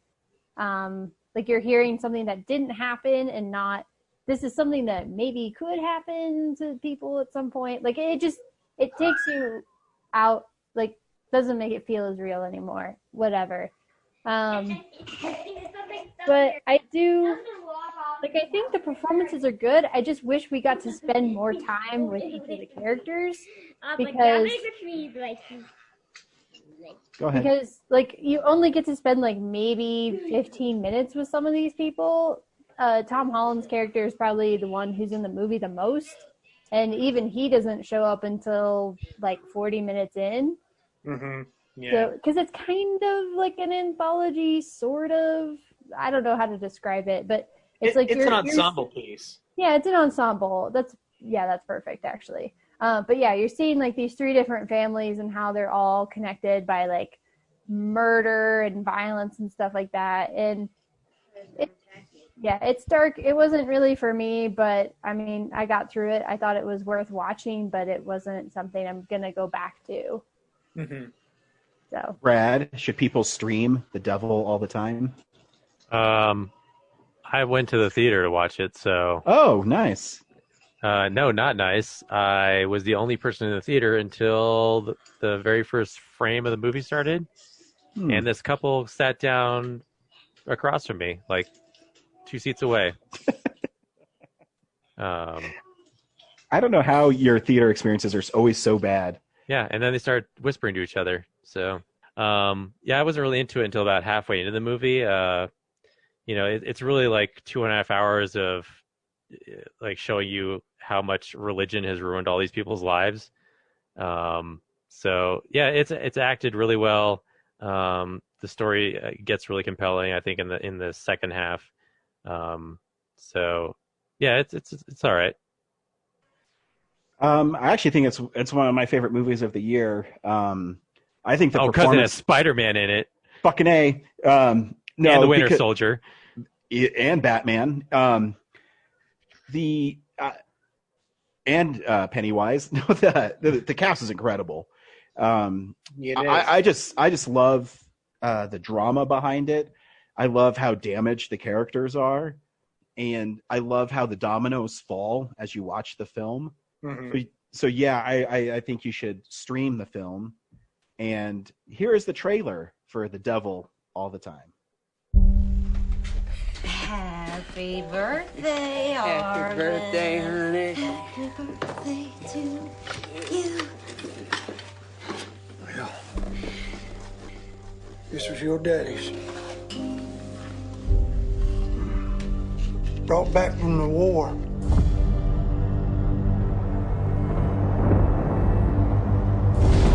Figure it's time to pass it on.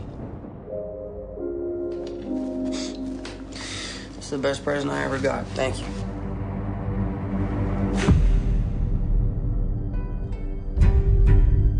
How and why people from 2 points on a map without even a straight line between them can be connected is at the heart of our story in Knock 'em Stiff. You ever think about how we ended up orphans living in the same house? I know what my daddy did. Some people would say it's just dumb luck. You take pictures? I do. I see a smile pretty enough to photograph, that is. Others would tell you it was God's plan. Blessed are they who hunger and thirst for righteousness. That ain't no preacher. He's as bad as they got on the damn radio. When people look back on it, they had no other choice. There's a lot of no good sons of bitches out there. Excuse me, preacher. You got time for a sinner? You know, I studied something. It's called the delusion. A belief that is untrue. It is our delusion that lead us to sin. Delusions!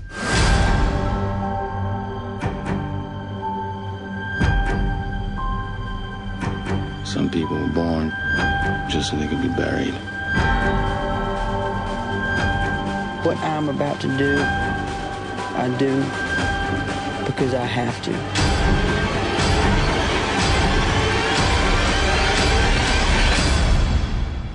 Not because I want to.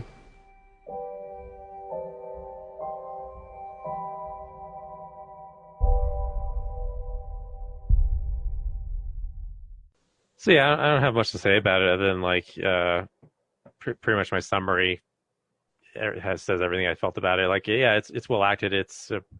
I really liked how, you see it coming, but like the fact that all these stories kind of meet at the end. It's a really dark subject matter for everything. I felt horrible. Like I was just so depressed at the end. Yeah, the movie is relentless in Yeah. its in its desire to drag you and kind of kick you around in the stomach a bit.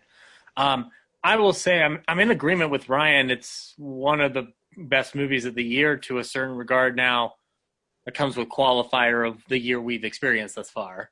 But the thing that threw me off after watching it was more or less just like it felt like the way everybody interconnected didn't level off to the kind of tone that I think it's going for, which is primarily a No Country, a Cormac McCarthy kind of vibe with it, where like things intersect and intertwine, and it comes in with the themes of the disparagement of violence in a postmodern society and stuff.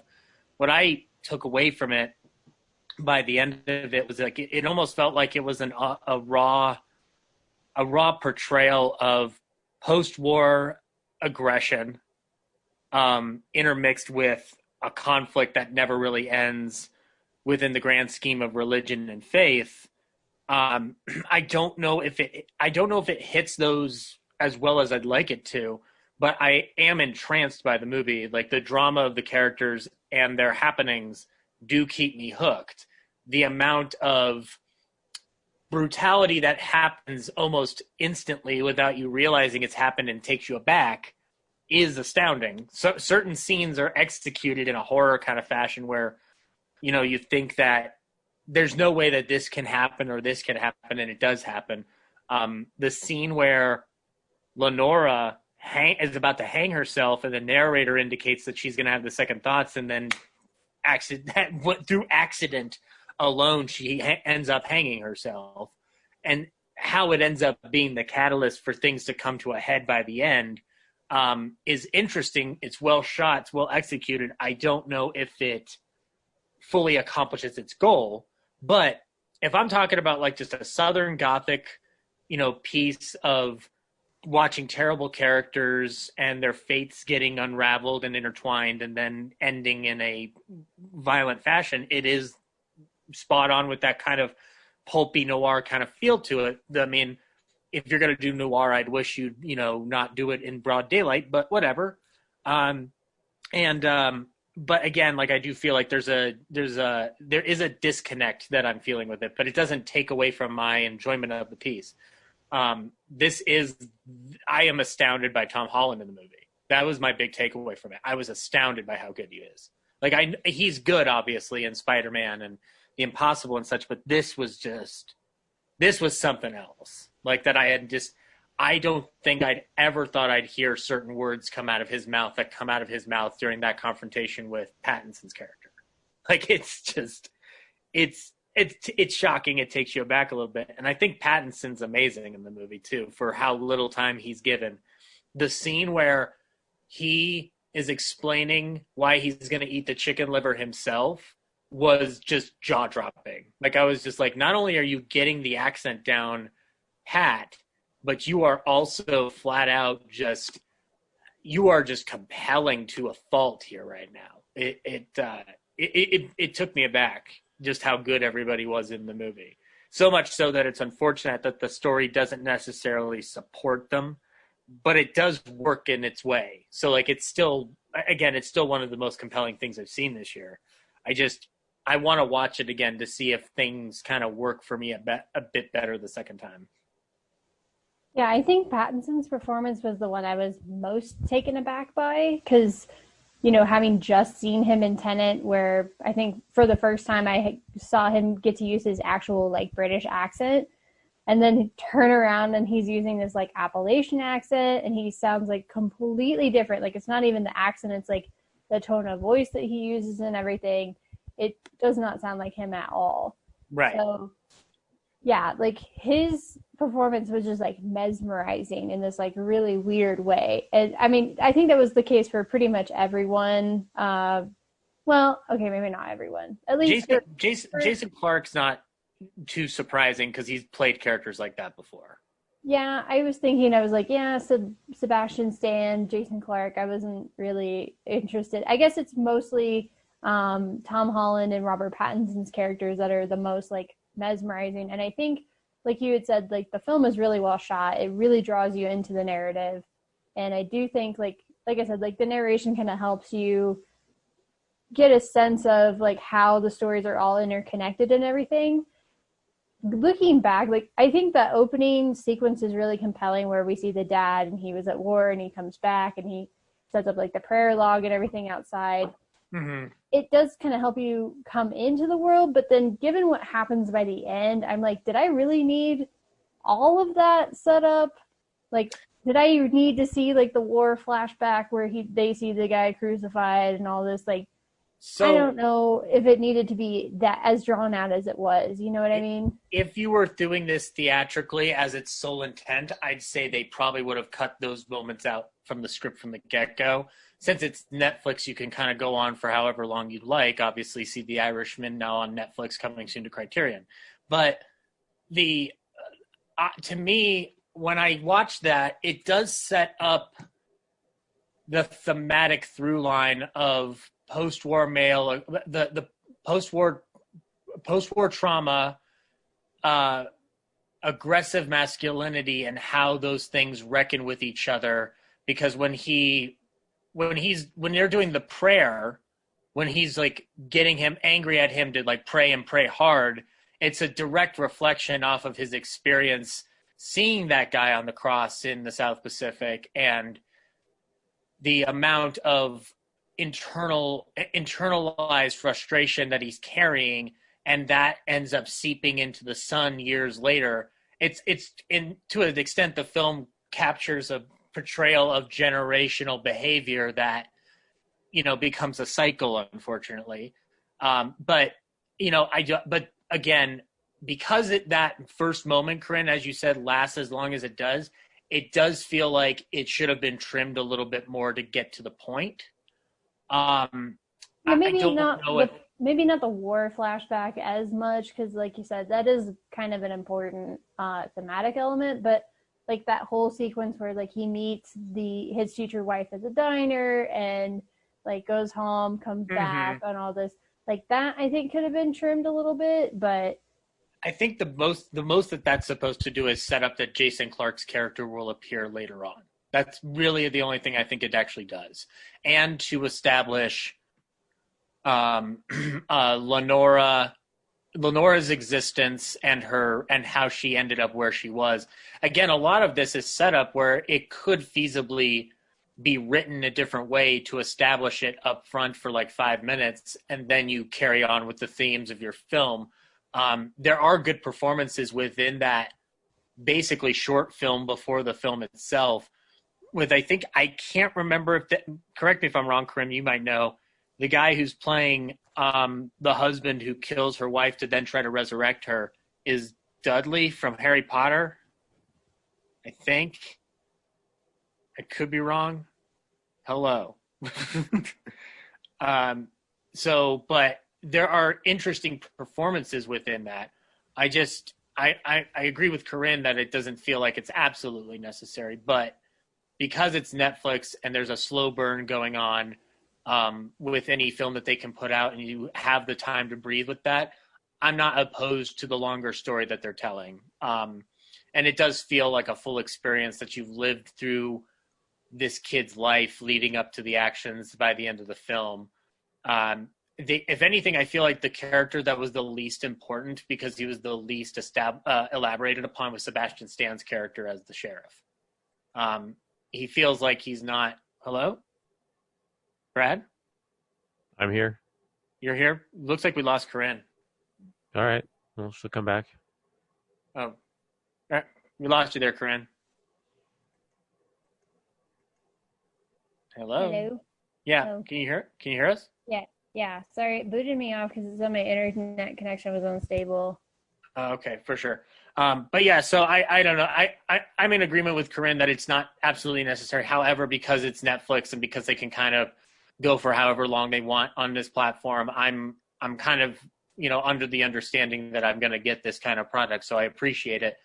I think it moves enough at enough of a pace that it doesn't, bore you or anything. Like the movie always has something going on in it. So, but yeah, I would definitely want to watch it again when I'm in a better mindset, because it was very depressing by the end of it. By the end, I felt like I'd gotten beaten by a 2x4. So, Well, I think I had, and I will say it was an advantage because I had to kind of take breaks as I was watching the movie because I was working today, but I was like, I want to watch it before we record the podcast episode. And so I had to like, watch 20 minutes, jump off, do something, and then watch like 30 more minutes and then go and do something else. So I think that kind of helped with, not feeling like I was super depressed by the end, and helped me. And like I said, I knew it was going to be like super violent, and like there was going to be a scene where a guy dumped spiders on himself and all this weird shit. But by the way, I just confirmed it is Harry Melling from Harry Potter. Okay. Yeah, so I knew he looked familiar because he looked like because he's also in Ballad of Buster Scruggs, where he plays a very tragic character. So I know you were talking about like the whole theme or whatever of the movie is this idea that like the post-war violence, aggressive men, and like postmodern religion or whatever. I definitely see like the violence aspect. Like I see how these three families are all interconnected by like how they've all killed each other at some point, basically. Mm-hmm. Like they've killed within their own families and they've killed each other. Yeah. To some degree. But I guess like the whole faith aspect didn't sit as well with me, because I looked at it and I just saw a bunch of stereotypes. I'm like, oh yeah, we have the preacher who preys on, women and who's a giant hypocrite, basically just like, Scarlet Letter or something. And it's like, oh yeah, we'll preach chastity and sin or sinlessness and all this stuff, but we'll, secretly, fucking high school kids. I felt like Tim Meadows in Mean Girls, like, Robert Pattinson, step away from the underage girls. Yeah. There's two other elements of it that I thought made it more compelling, but I agree. I think it's the weakest of the themes they're hitting, is that when one of them is Harry Melling's character, Lenora's father, who the idea of his faith leaving him and him having to like put himself in a closet until he can figure out a way to perform another miracle. And the miracle he comes up with within his delusion is to kill his wife and then beg the Lord to have her resurrected, is an interesting moment and scene, but it's swept under the rug pretty quickly in favor of the broader story at hand. And then the idea of Leona after she finds out she's pregnant and the preacher basically tells her that he's not going to do anything about it. The whole idea, like when he says, get rid of it however you want, like it's supposed to identify the hypocrisy of religious figures who are pro-life, but then they have, abortions off to the side. So like there's attempts to hit those things, but they just don't focus on them as well as I would prefer them to, if that's what their goal is. I think by the end of it, by the time you get to the end with Tom Holland in the car, he's taking a breath for all the experiences that have been thrusted upon him, whether through family, whether through faith, whether through circumstance, but they don't feel as fulfilled as they ought to be, because we're trying to tell an ensemble piece where everybody's connected and everything means something to the other person. And again, while Sebastian Stan's character does connect to the beginning, towards the beginning of the movie with him taking care of young Tom Holland after his father kills himself, it does feel like his story is so short-shrifted that you didn't need him to have any scenes on his own taking care of his political rivals or ensuring that he gets reelected. Like, it felt like it was a thread that didn't need to exist. I would kind of, I agree with that. I guess my whole point was this film has a very cynical point, or a very cynical view of religion, and I understand that. I guess I always just want to see like a little bit more of a balance portrayed. It's like, you can have some, people who are hypocrites and have people who say one thing, do another, and have people who don't believe. But I would like to think that there are people in the world and people in the story. Maybe the grandma is probably the best example of people who are believing, who do go to church, who do, practice what they preach, as it were, and who are generally good people and not, or at the very least, like, they're complex, but they're not like terrible. Like, basically everyone in this is either a terrible person or they're just like innocent and stupid and naive. Like, especially the women. Like, I felt like all the women in this movie were just totally dumb. And like Lenora, I understand, like, she was in like very, very desperate and a terrible circumstance, but the fact that, her faith was something that was so important to her, and how the Bible just does not, it lays bare, like, you're not supposed to commit suicide. And that's like something that Christians from day one have basically said, like, no, we don't commit suicide. So the fact that she even considers it is like a little weird to me. And I know it was crazy circumstances, but, if her faith is as important and as a big of a foundation as it is, as the movie portrays it, I'm amazed that she even considered it, let alone sort of went through with it. You know what I mean? Like, because I know. The big factor for her within it is that she would, if she were to have the child, she'd be what Pattinson calls a whore mother. Like the bastard child. Yeah, because there are none of those in the Bible. I mean, no, but like, again, like, this movie's views on religion are both cynical and unclear. Like, that's the key thing. But again, in the grand scheme of the piece, it's still immensely watchable and hits on things that are worth discussing, even if the religion angle on it is the least elaborated upon. Or at least the least clarified, because I think it's much more interested in male aggression or aggression. The least period. Faceted is maybe the best way to put it, because it's it's so cynical, and it's like, I wanted like at least one person who was, a believer, and maybe had that play off of these other characters of like, I'm a believer. Well, I guess Lenora was kind of like that, but I don't know. It just. Yeah. I do feel like, when it's don't have everyone be like super stupid or super cynical all the time. Like, have a little bit more diversity among your characters. This is what I took away from it, because I do like the movie. I'll rewatch it again. I mean, given how light the year has been, it's probably going to end up on my Filmsplosion list because of the powerhouse acting and how well it is directed from that standpoint.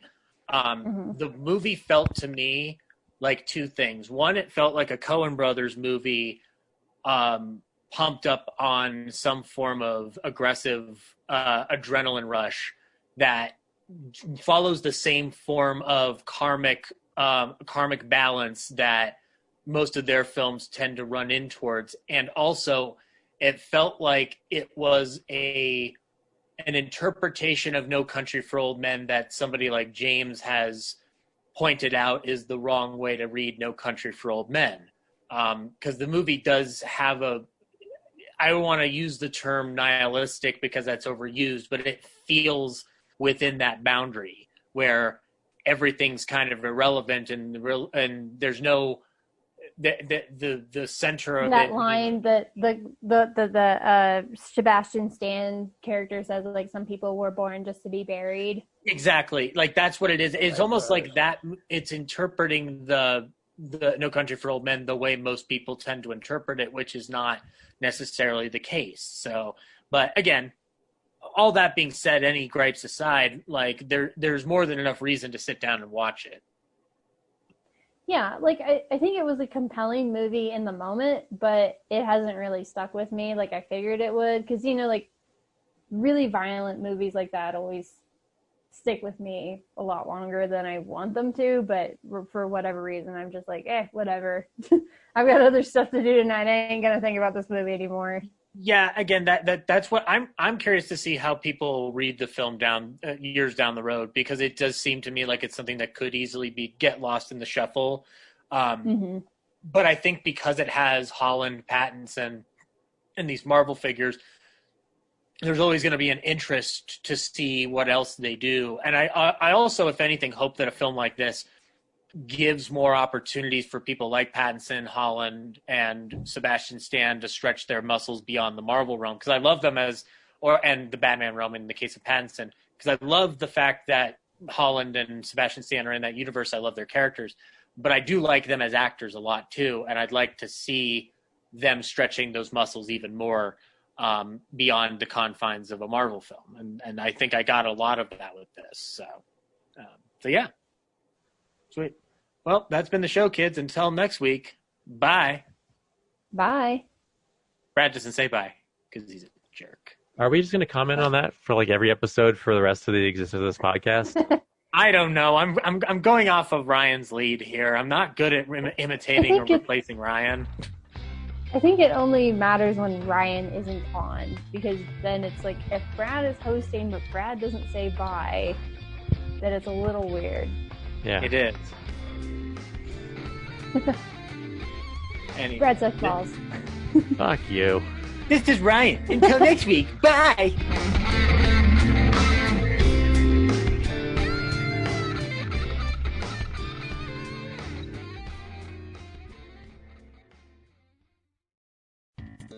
Thank you for listening to this episode of Real Nerds Podcast.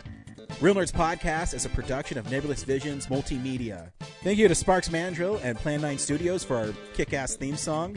Also, if you're in the Denver area and you're looking for a cool place to see movies, we see them at the Alamo Drafthouse in Littleton and now also in Sloan's Lake. Thank you to Colorado Coins, Cards, and Comics for supplying us with all our comic needs, especially you, Andrew. You know who you are. And a big shout out to James's mom. I'm giving you an electronic hug that you can feel through the airwaves. Thanks for listening, and have a nice day.